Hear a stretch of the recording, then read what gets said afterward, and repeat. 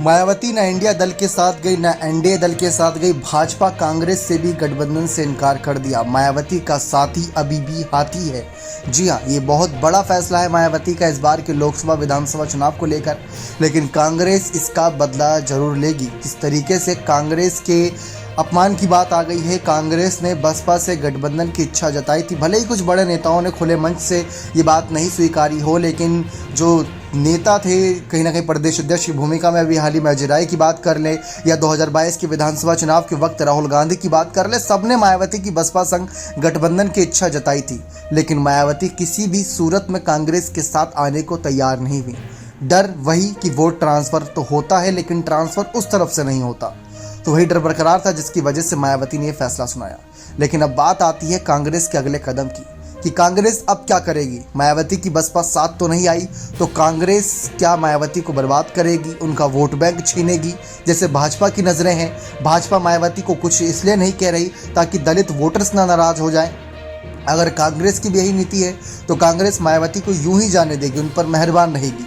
लेकिन अगर सपा की तरह कांग्रेस भी हमलावर हो गई, जैसा कि कांग्रेस अभी तो फिलहाल आरोप नहीं लगा रही, लेकिन सपा ने कई आरोप लगाए कि मायावती की पार्टी बसपा इस समय भाजपा के साथ मिली जुली है, लेकिन बसपा इस पर साफ कह चुके कि हम किसी के साथ नहीं मिले हुए। लेकिन बार बार राम गोपाल यादव हो गए, शिवपाल हो गए, अखिलेश हो गए, सब यही बात दोहरा रहे हैं। लेकिन कांग्रेस अभी चुप है। अभी चुप है, इसका मतलब ये नहीं कि हमेशा के लिए चुप है। कांग्रेस उत्तर प्रदेश में भी दलित मुस्लिम को साथ लाने के लिए मल्लिकार्जुन खड़गे का इस्तेमाल करेगी। इसीलिए तो सोनिया गांधी उत्तर की राजनीति में, यानी नॉर्थ की राजनीति में साउथ से निकालकर मल्लिकार्जुन खड़गे को लाई हैं, ताकि अगर मायावती साथ आई तो बेहतर है, वरना खड़गे का इस्तेमाल तो होगा ही। लेकिन मायावती ने कांग्रेस को तो बड़ा झटका दे दिया है।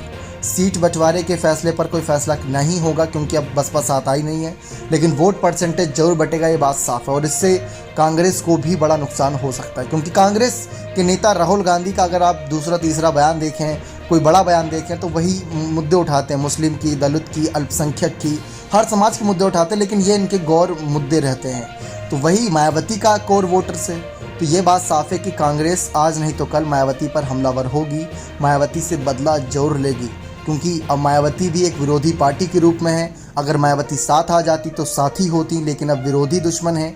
तो इसीलिए कांग्रेस की रणनीतियों पर भी सबकी नज़रें हैं कि राजस्थान में कैसे बदला लिया जाएगा। जैसे राजस्थान में 6 विधायक बसपा के कांग्रेस ने शामिल करा लिए थे अपने दल में। साथ ही साथ अगर देखा जाए, यहाँ पर अभी हाल ही में यूपी के जो नए प्रदेश अध्यक्ष बने अजय राय, पुराने वाले प्रदेश अध्यक्ष जो दलित चेहरे थे उनको हटाया गया था।